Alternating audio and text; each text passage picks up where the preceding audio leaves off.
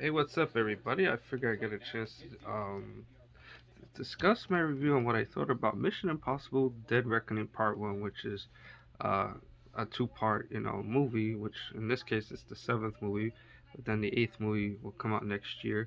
In a sense, it's kind of like like when the Harry Potter and Deathly Hallows did the two-part movie, and also with the Hunger Games, as well. So it kind of follows that particular trend. But in this particular case, Mission Impossible 7, follows Ethan and his crew um, as they face off against an adversary by the name of Gabriel, who has ties to Ethan's past and kind of like made Ethan the person he was, and I guess a motivation for his reasoning as to why he joined the IMF, even though it sort of went into detail but didn't flesh it out. I'm guessing probably the second half of Dead Reckoning will probably go into more into that.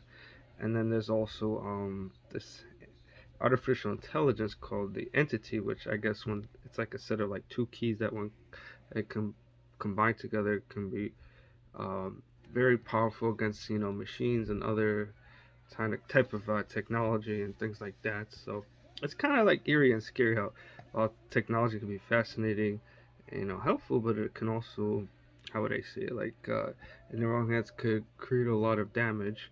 And then of course, Ethan also encounters a woman named Grace, who of course is like not like a professional thief, and then it also brings back the members of the IMF team, including Luther and Benji, and of course Elsa, Faust. And in terms of what I thought about the movie, I mean, I would say maybe one of the few issues I had with it was maybe the length, since the movie at nearly 3 hours was a little bit long. I mean, but the pacing moved rather quickly, and it was good to watch. The action scenes were great, and I mean it's still rather incredible that like 61.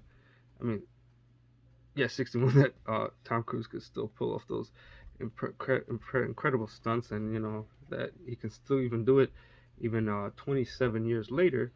Since the debut of Mission Impossible movie, which at the time, and the first entry of the seven so far, kind of remains the weakest for me. In terms of the film itself, it's actually, like I said, the action is good. The scenery is amazing. Tom Cruise, I would say, gives a great performance. Ethan, it kind of, I guess, gives him like more backstory this time compared to the previous entries.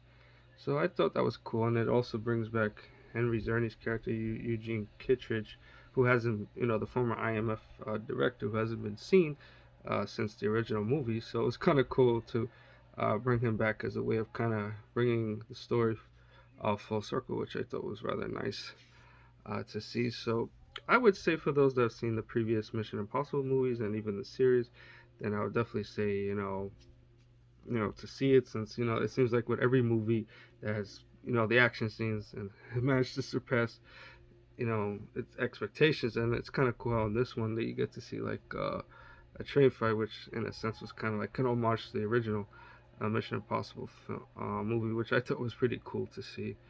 So that's that. So I can't wait to see how they'll go more into the story with Mission Impossible: Dead Reckoning Part 2, which I know will come out next year. So I can't wait to see how that turns out. All right, everyone. Thanks again, and of course, feel free to like and subscribe to the channel. Always type of feedbacks and comments are greatly suggested, and I look forward to sharing more content again real soon. All right, everyone. Thanks again.